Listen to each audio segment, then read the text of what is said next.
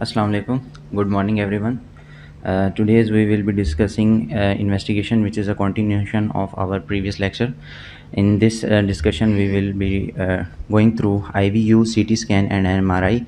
I am Dr. Muhammad Mashkur Aslam, resident of urology at SIUT. So, learning objectives of our today's presentation are discussing IVU, its films and phases, indications and side effects of IVU, and CT scans, its types, and its Hounsfield units, and uses in urolithiasis and messes. Then comes the MRI, its advantages, and what is NSF, uses in adrenal and prostate carcinoma, and prostate biopsy.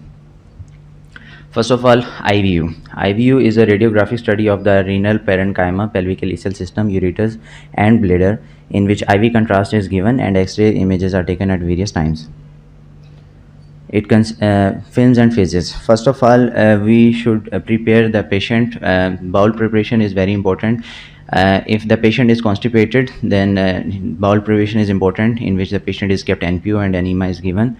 And then the plain film is taken. The plain film shows adequate bowel preparation and correct positioning, and it also exposes kidney and bladder stones.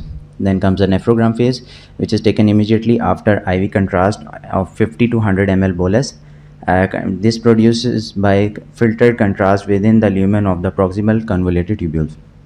Then comes the pyelogram phase, and as the contrast passes through the renal tubule, it gets concentrated as water is absorbed and contrast is not. And so it gets concentrated. A film is taken at 5 minutes and then regularly at 5-minute interval until the question that prompted the IVU is answered. Then comes the post-void film. This is after the voiding. This evaluates the obstruction, prostate enlargement, and bladder filling defects, and that could be due to stones or urothelial carcinoma. Then comes the indications. First of all, it demonstrates the renal collecting system and ureters. It is also investigation for the level of obstruction of ureteric stone or ureteric pathology. Then it is used for the intraoperative opacification during ESWL or for percutaneous access of the collecting system. It also demonstrates the renal function during emergent evaluation of the unstable patient. Renal and ureteric anatomy in special circumstances can be evaluated, for example, ptosis. It identifies congenital urinary tract abnormalities, for example, ureteric anatomy in duplex system, malrotation, and horseshoe kidney. Post-ureteric surgery to identify strictures. Then comes the side effects.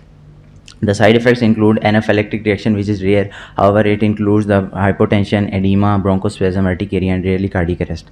Contrast media is also nephrotoxic in 10% of patients with raised creatinine who will suffer a nephrotoxicity, which will resolve spontaneously. The contrast-induced nephropathy is also side effect. This is the plain film of IVU. It starts with a plain X-ray. It shows poor bowel preparation. Then comes the nephrogram phase. In this image, we can appreciate that both kidneys are outlined. This is the pyelogram phase, in which excretion of contrast is started from the renal pelvis. This is the pyelogram phase in which the contrast is going normally into the bladder. These images are from the normal healthy patient. Now comes the images of some pathologies. This is images showing the left lower ureteric stricture with the calculus. However, we cannot definitely say that this is stricture because we don't have a plain film. And this image shows the mid-ureteric stone in the right ureter, comparing both in the plain film and in the IV post-contrast. This is the ptosis. Ptosis is that both kidneys have sunken down or gone down as the patient came upright. This first image is showing that the kidneys are in the normal position when the patient is in the supine position.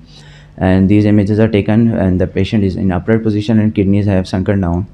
And basically, this patient came with a complaint of the bilateral flank pain and the right lower abdominal mass, which was confirmed with this IVU.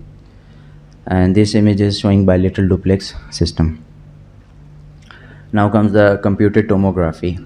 Computerized X-ray imaging procedure in which a narrow beam of X-ray is aimed at the patient and quickly rotated around the body, producing the signals that are processed by the machine's computer to generate cross-sectional images or slices of the body. It is a bit difficult to understand, so I have added a short video. A CT scan is an X-ray procedure that creates cross-sectional images with the help of computer processing. CT images are more detailed than conventional X-ray images and can reveal bones as well as soft tissue and organs. A conventional X-ray uses a fixed tube that sends X-rays in only one direction, while a CT scanner uses a motorized X-ray source that shoots narrow beams of X-rays as it rotates around the patient. There are special digital X-ray detectors located directly opposite the X-ray source. As the X-ray passes through the patient, they are picked up by the detectors and transmitted to a computer.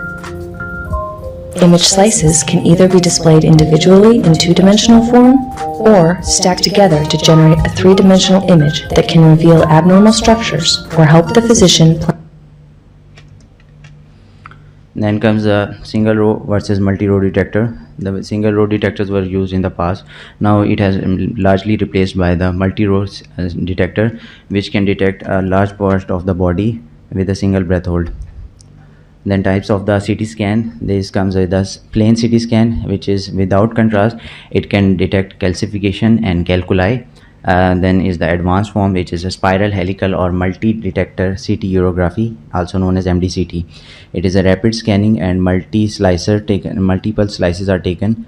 Large volume of the body can be imaged with a single breath hold. CTU is excretory urography, in which MDCT is used for imaging of the urinary tract. It is indicated for the workup of the hematuria, kidney stones, renal masses, renal colic and urothelial tumors. Then is the CT fluoroscopy, which gives a 3D image, also which is more detailed and greater soft tissue details, and it also overcomes the movement of the kidney during respiration. It is used for the biopsy. Disadvantage of the CT fluoroscopy is the radiation exposure, which is increased radiation exposure compared to the normal CT scan for the patient, radiologist and surgeon. Then comes the Hounsfield units. Hounsfield units are the tiny blocks of different shades of the black and white. These shades are called tiny blocks are called pixels. Actual grayscale of each pixel depends upon the amount of radiation absorbed, which is termed as the attenuation value. These attenuation values are also known as Hounsfield units. Common examples are air has Hounsfield unit of -1000, and dense ball has a Hounsfield unit of +1000, and water has Hounsfield units of 0. These images are showing the normal anatomy in the normal patient of the this image is taken from the upper pole of the kidney. This is the normal liver, right upper pole, left upper pole of kidneys, aorta and vena cava, pancreas, spleen. Then is the right kidney upper pole. This is taken from the upper calyx. Then the left kidney, duodenum, pancreas, aorta, vein.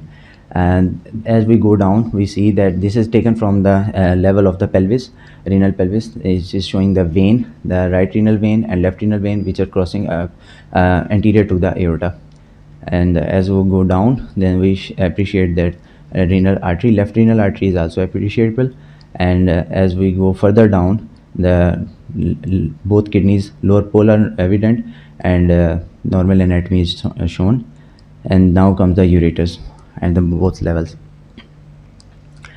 As we go down, the ureters, initially they are lateral to the arteries, iliac arteries. As we go further down, these ureters crosses and they go medial to the arteries. This is the right internal iliac artery, and this is the left internal iliac artery, which is lying lateral to the ureters. And this is the point where the uterus enters into the bladder, and this is the point at the pubic symphysis where it's showing the prostate. Then comes the urolithiasis. Except some indinaval stones, all the renal and ureteral stones can be detected on helical CT scan. Stones in the distal ureter are difficult to differentiate from pelvic calcification. In that scenario, we use other features which are suggestive of ureteric stone. For example, ureteral dilatation, inflammatory changes, perinephric fat, and hydronephrosis, soft tissue rim around the calcification within the ureter. Low dose unenhanced helical CT scan has specificity of 96% and sensitivity of 97% for detecting stones. But it has come with an advantage, which is 50 to 75% decrease total radiation exposure as compared to CTU. This is an image of the obstructed left UVJ stone. The stone is in the left distal ureter. Here we can appreciate that there is a hydronephrosis and the hydroureter and the perinephric fat standing, and also obstruction and inflammatory changes at the level where the stone is obstructed. Then comes the cystic and solid masses. Simple cysts have HU nearly 0. If the HU increases by 15 to 20 units, it is and it is enhanced in the corticomedullary or nephrogenic phase, it confirms that this is the renal cancer. Presence of fat which enhance less than 10 HU is diagnostic of angiomyolipoma. This image is showing the small RCC in infrahilar lip of the right kidney. This is the unenhanced image. This is the corticomedullary phase and after post contrast, and this is the nephrogenic phase. The mass is evident in the infrahilar lip of the right kidney, and this is the excretory phase in the pelvis is evident. The contrast is going down in the excretory phase. So the mass is evident in these two images. Then comes the complex cystic masses. In the complex cystic masses, Bosniak classification is used. Bosniak category 1, 2 and 2F do not enhance to a measurable degree. Bosniak 3 have small areas of calcification, the regular walls and measurable enhancement. Malignant potential is 60% and these cases require regular follow-up. Bosniak class 4 have enhancing soft tissue component in the wall or septum, and they have reported the malignant potential of up to 100%. This is the classification chart. This is a class 1, which is a simple cyst with hairline, a thin wall and does not contain septa. And this is class 2. This contains few hairline septas and fine calcification. In the class 2F, there are containing multiple thin septas and smooth thickening of the wall and septa. In the 2 and 2F difference is that in 2 we have few hairline, in the 2F we have multiple hairline, and there are some calcifications in both. And the 2F has got some malignant potential and it requires regular follow-up and close watch. In the class 3, it is indeterminate cystic masses, have thick, irregular or smooth wall and septa with a measurable contrast enhancement. It has malignant potential up to 60%, and in class 4 it is nearly 100%. It has thick enhancing septas and calcifications. These are the few images of the Bosniak class 1 simple cyst. This is the class 2 having small calcification. This is the class 2F having multiple hairline septas. This is the class 3, thick septas are appreciable, and this is the class 4 which is the RCC. Then comes the hematuria. CTU is the most common studies, one of the most common study offered for the workup of hematuria. It consists of 4 different phases. First phase is the unenhanced phase. The unenhanced phase is used to distinguish the different masses, and it also uncovers the stones. Then comes the corticomedullary phase, which comes after 30 to 70 seconds of the contrast injection. It is helpful to define the vascular structure and perfusion. Nephrogenic phase, it occurs between 90 to 180 seconds after the contrast injection, and it allows the detection and characterization of the masses. And then comes the excretory phase, which comes after 3 to 5 minutes after injection of contrast. It allows the complete filling of the collecting system and visualization of ureter. CTU is sensitive for detecting the upper tract urothelial cancer. In one study, CTU detected 37 out of 38 urothelial cancers. Approximately 90% of the malignant upper tract lesions can be detected on CTU. CT urogram is not as sensitive as cystoscopy for detection of urothelial tumors of the bladder. Only large bladder tumors can be visualized with CT imaging studies as filling defect in the lumen of bladder. Then comes the MRI. MRI is non-invasive imaging technology that produces 3-dimensional detailed anatomical images. It is based on the sophisticated technology that excites and detects the changes in the direction of rotational axis of protons found in the water that makes up the living tissues. How it works: MRI employs a powerful magnets which produces a strong magnetic field that forces protons in the body to align with that field. Then a radio frequency current is then pulsed through the patient. The protons are stimulated and spin out of equilibrium, straining against and pulling against the magnetic field. When the radio frequency is turned off, the MRI sensors are able to detect the energy released as the proton realign with the magnetic field. It is also difficult to understand, so we need a short video to describe. Let's make the machine. The key components are the magnet, radio waves, radiant, and a computer. Our bodies are made up of 60% water, and water is magnetic.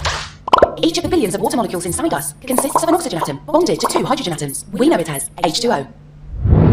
Small parts of the hydrogen atoms act as tiny magnets and are very sensitive to magnetic fields. MRI stands for magnetic resonance imaging, and an MRI scanner is one of the main diagnostic tools that doctors use to examine inside our bodies. The first step in taking an MRI scan is to use a big magnet to produce a unified magnetic field around the patient. The gradient adjusts the magnetic field into smaller sections of different magnetic strengths to isolate specific body parts, for example, the brain. Normally, the water molecules inside us are arranged randomly, but when we lie inside the magnetic field, most of our water molecules move at the same rhythm or frequency as the magnetic field. The ones that don't move along the magnetic field are called low-energy water molecules. To create an image of a body part, for example the brain, the machine focuses on the low-energy water molecules. Radio waves move at the same rhythm or frequency as the magnetic fields in an MRI machine.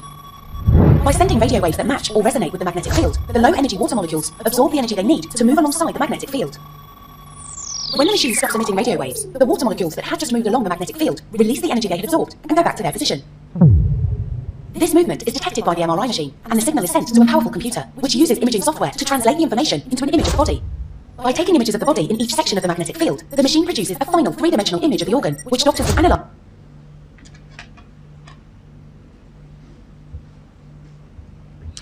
So it has got some advantages. It has an excellent signal contrast resolution of soft tissues without the need of IV contrast in many situations.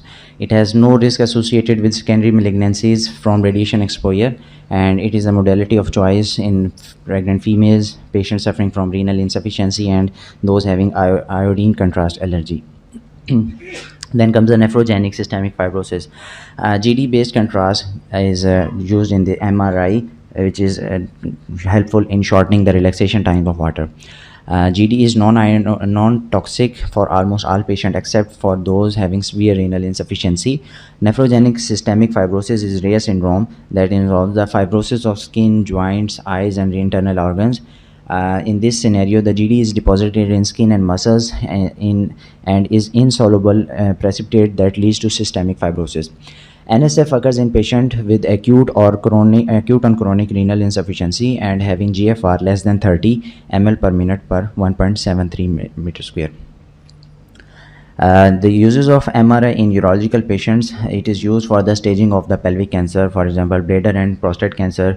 It is good for identifying the seminal vesicle invasion, and it is also used for the pre-biopsy diagnosis of the prostate cancer with PIRATE scoring system and staging of the penile cancer. It is also used for the diagnosing pheochromocytoma, which appear very bright on T2 weighted image. It is investigation of LUTs where the biopsy history is suggestive of a possible neurological basis. Lumbar back, for example, lumbar back along with the loss of perineal sensation. And it is also important for the staging of the renal cancer with inferior vena cava thrombus assessment, and it is used for the assessment of the viable penile smooth muscle in priapism. Then there are two weighted images, T1 and T2. T1 is a time to return to equilibrium in z-axis, and T2 is the time to return to equilibrium in x-axis. In T1 images, fat appears high SI signal index, and it appears very bright. It also appears bright in T2, but it appears more brighter in T1. And in fluid, the fluid has low SI in T1 image and it appears dark. In T2 weighted image, it appears bright. Then comes the chemical shift imaging. The CSI uses the difference in the behavior of water protons versus fat protons. Oxygen atom in the water pulls the hydrogen, whereas carbon atom in fat does not have that much electronegativity and has less effect on hydrogen. This difference is used for the chemical shift imaging, which obtains the images as in phase and out of phase with regard of water and fat protons. In phase, IP imaging refers to contribution of both water or additive signal at given voxel, which occurs when echo time TE is set into aligned fat and water protons.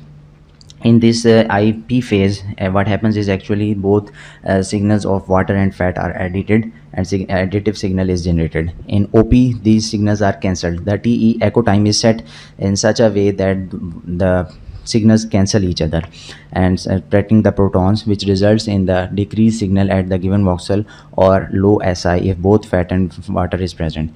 And the next step is compare the two sets, and there is a loss of signal in OP images, which is indicative of intracytoplasmic fat. This is an image of the adrenal adenoma. This is the T1 this is the IP phase. In phase, this is the OP phase. We can appreciate that this is much brighter and this is much darker.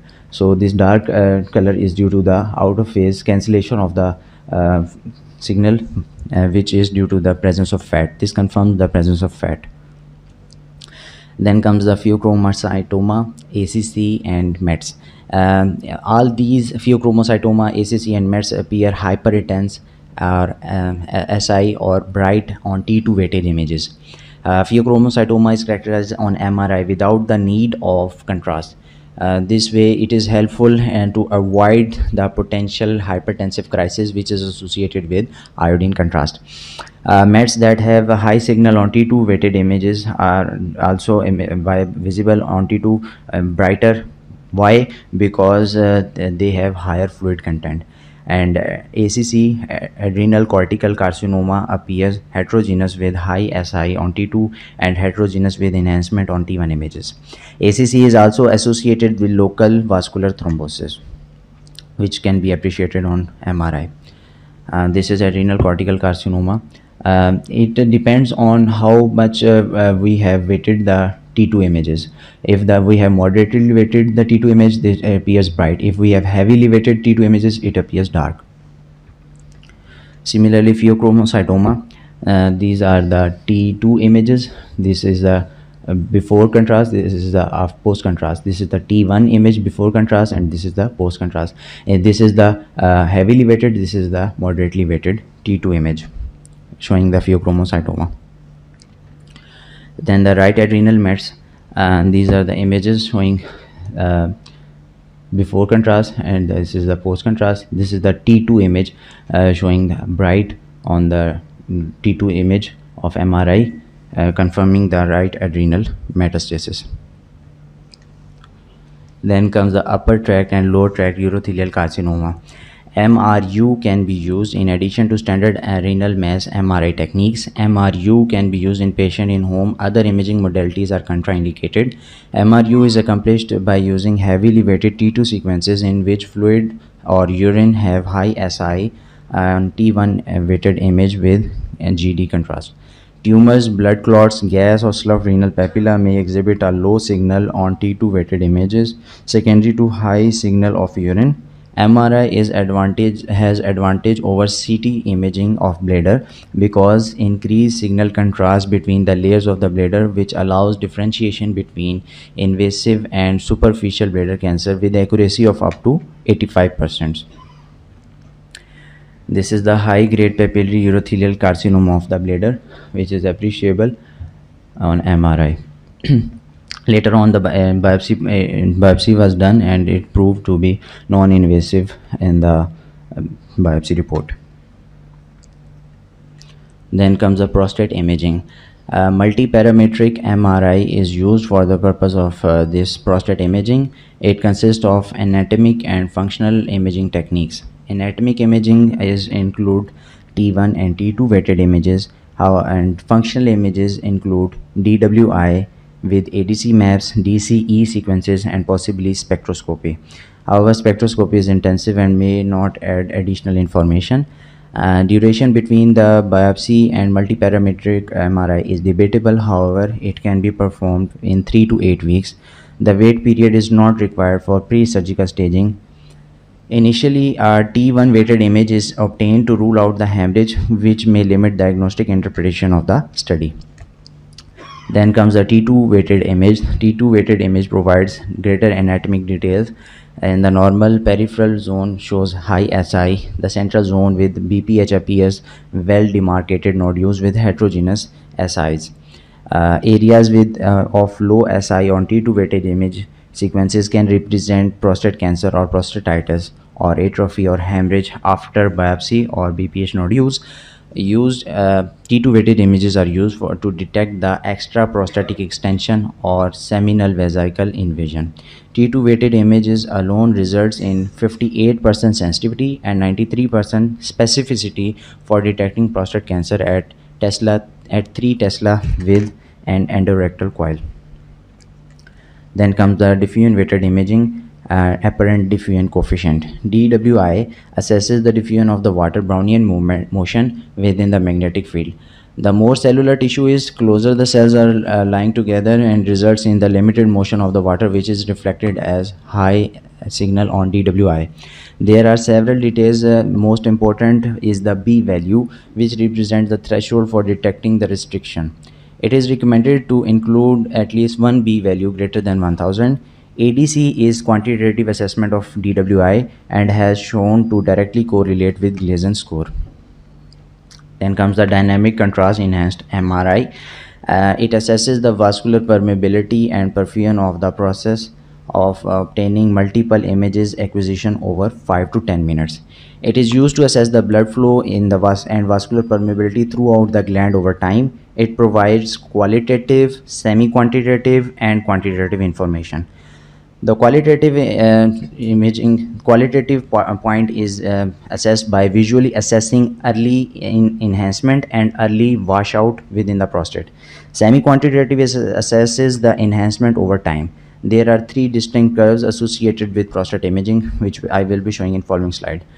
Then the quantitative, which shows observing the pharmacokinetics of the contrast within the gland. It is a complex study, complex detail which cannot be described in this short discussion. These are the 3 time curves. The type 1 curve is showing the normal enhancement and the normal tissue. Type 2 is the early enhancement with a plateau and no washout. And the in type 3, which is suggestive of the prostate cancer, which early enhancement and early washout. Then comes the magnetic resonance spectroscopy. As the cells go through the malignant transformation, there is a citrate which goes down, and creatine and choline level which increases can lead to increased cell turnover. The increased choline to citrate ratio is indicative of cancer. This process is usually time consuming and reports only 7% increase in positive predictive value and negative predictive value. Then comes the multiparametric MRI. The combination of T2, DCE and DWI has yielded both negative predictive value and positive predictive value greater than 90%. In addition to location and 3D size, report should also include score for clinical suspicion of disease. Currently, prostate imaging reporting and data system PIRADES and NIS scoring system are in practice. MPMRI has also shown to correctly select the patient with low-grade disease for active surveillance with accuracy of 92%. Accuracy of MRI to detect lymphadenopathy has sensitivity up to 86% and specificity of 78 to 90%. These are the images. This first image is the T2 weighted image and this image shows the tumor is lying in the peripheral zone on the right lower side. Then comes the apparent diffusion coefficient ADC map, which is corresponding the low SI to T2 sequence. This is the ADC map. And then comes the dynamic contrast enhanced MRI with the color mapping exhibiting the focal type 3 enhancement curve. This is the DCE. This is the sagittal section of T2 weighted image. This is the diffusion weighted image with a B value of more than 2000, and this is the curve showing early enhancement and washout. Then comes the MR ultrasound fusion guided prostate biopsy. MPMRI offers distinct advantages when selecting to home going for undergoing for biopsy with having raised PSA. The PSA is not prostate cancer specific and it can be elevated in numerous reasons. MRI is able to assess BPH and inflammation before biopsy.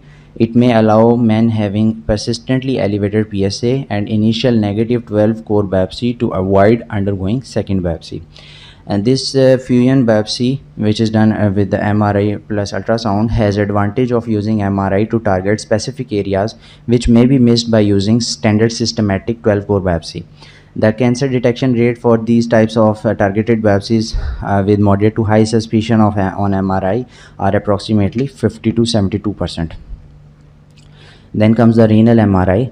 MRI is insensitive to calcification. It has got an advantage in cases where the enhancement of cyst wall had higher, as the enhancement of cyst wall has got higher sensitivity and specificity than the calcification on the cyst wall. So MRI are not influenced by calcification, so they are more likely to detect enhancement of renal cell carcinoma in wall of complex cyst compared to CT imaging when the mural calcifications are present.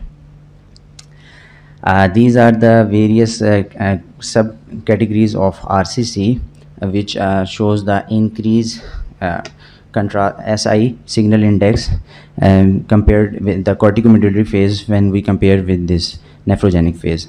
However, in angiomyolipoma, there is a reverse trend seen. The signal index decreases from corticomedullary phase to the nephrogenic and excretory phase.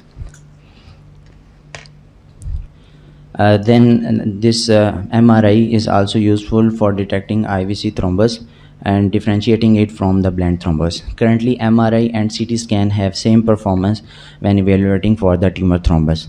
GD contrast agent is used to differentiate tumor thrombus from blunt thrombus. The tumor thrombus shows enhancement while the blunt thrombus show no enhancement. Thank you.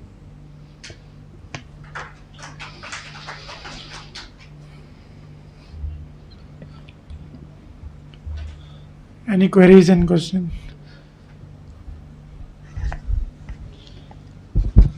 Thank you, Dr. Rabiullah and Mashkoor. It was a good presentation and animated sort of. I just have a basic question that we all know that the iodine contrast medium we use in the IVU or CT scan is a nephrotoxic.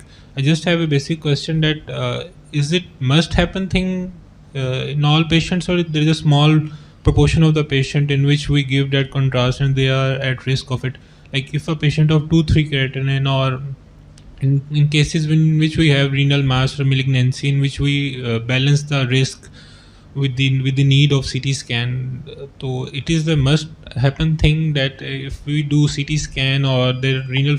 No, there are certain risk factors. Basically, we have already known that patients who are previously allergic to something, or non-asthmatic patient, not diabetic, advanced age or hypertensive patient on oral hypoglycemic drugs, they are more prone. And talking about the creatinine, the GFR is more sensitive. The GFR more than 30 ml per minute, patient having less than GFR less than 30 ml per minute, they are more prone to contrast induced nephropathy as compared to other normal individuals. So we have to look for these things previously. And the quality of the contrast agent. Previously we used to use high molecular weight iodinated contrast, but nowadays there are low molecular weight contrast are used, so they are less toxic, nephrotoxic as compared to 2020 guideline. They mentioned that even in failure patient, renal failure with the EGFR or estimated EGFR of 60, or if it is less than 30, then only 10% or something like this, there are chances of getting this contrast-induced nephropathy. So we may consider in future of our criteria of doing CT scan of certain GFR. Yes. It might comes in next guideline or sort of. For this we have to first calculate the GFR. We rely on creatinine only most of the times. And for this investigation, at least we should know the indication, because we can detect renal mass on ultrasound as well. But we are offering these investigations, so we should know the indication what we want to look for. IVU as we all know is almost obsolete. We are not even using in our OPD as well for stone disease. Still, it is in practice in some small cities and villages, but now in major cities we are not using IVU. But we should know how to see the films and other things. 3D CT scan, as we already know, we discussed previously, as we're going for partial nephrectomies, we should have 3D imaging of that CT, so we can detect the depth and other things of. So with advancement in the technology, as a physician and surgeon, we should know the limitation and indication of these imaging modalities. Not only we should know the kind of imaging that is available, but also since this is something which is for us to decide upon whether we would like a particular imaging technique for the definition of any pathology that we are suspecting. So the onus is on the urologist. So if urologist has got a kind of a blank space in the perception of the physics behind any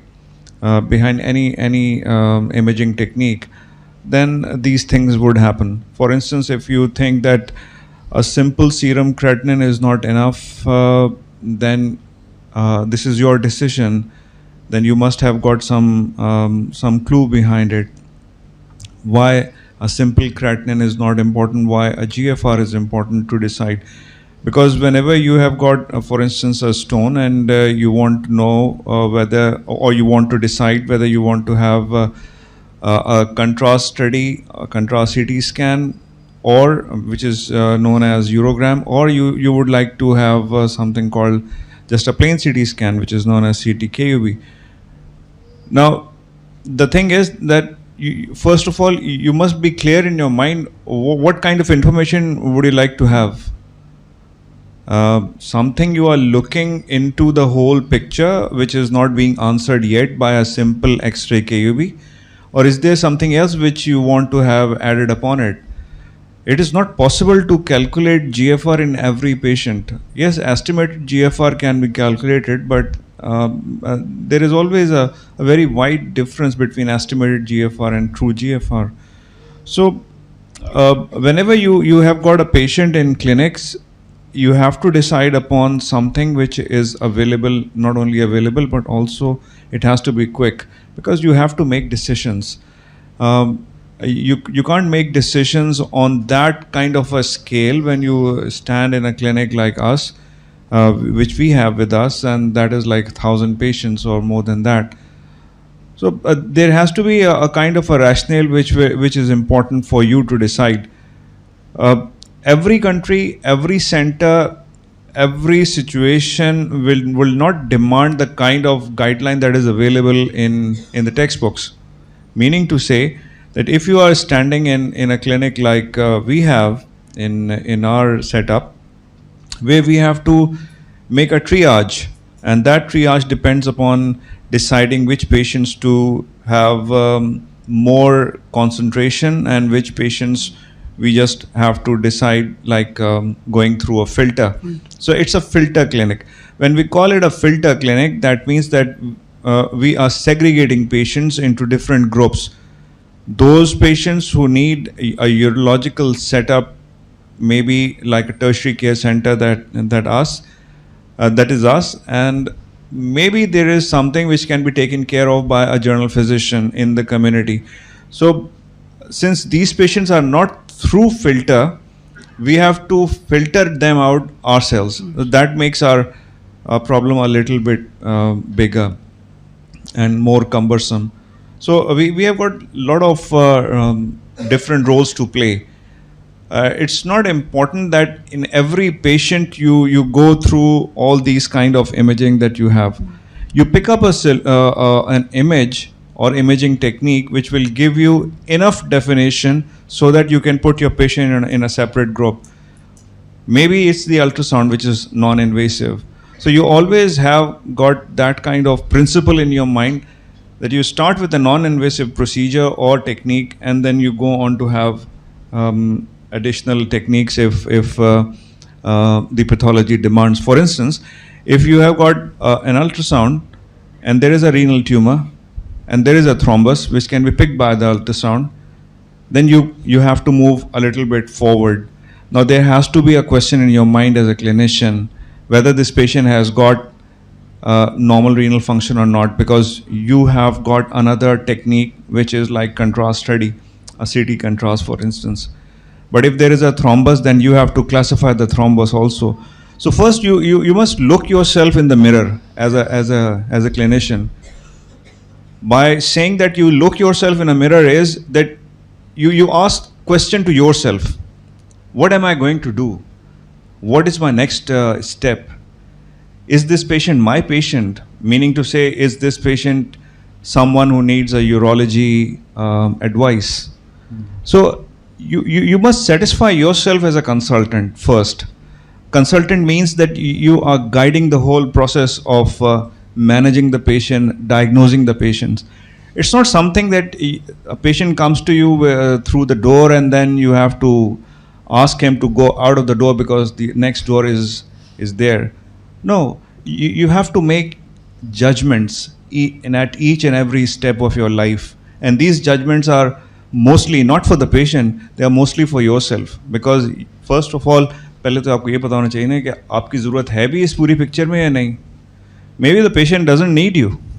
Maybe the patient has got a little bit of dysuria that can be taken care of by a general physician. So these are the things which we call triage, meaning to say prioritize the patient.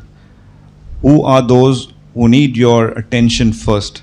Who are those who doesn't need your attention at all? So there is a wide range in between the two kind of patients. So imaging techniques are there, and the biggest advantage and the biggest drawback both with this unit SIUT is we have got all the things available free of cost. It makes you more scientific, it makes you less scientific also, because if you make yourself a sort of a blanket person, you start with urine DR, you end up with CT scan contrast. Everything will come up crystal clear if there is anything. That's a wrong practice. That's a wrong practice in anywhere in the world, because that won't make you a scientist. That won't make you anything. That will just make you a clerk. You are a medical clerk because you are ordering something which is available on the menu. So if there is a starter in the menu and a soup in the menu and there is a four meal course and you are ordering everything on the menu, then this is not science. So please don't make yourself such a person, and don't train yourself as a person who doesn't think. Please think, and thinking starts from something anywhere in the world, something called non-invasive, and then you go step by step towards invasive procedures. But then you must know what is the question. There has to be a question in your mind, and then you have to make a journey towards the answer yourself. It's not the patient who will make the journey himself or herself.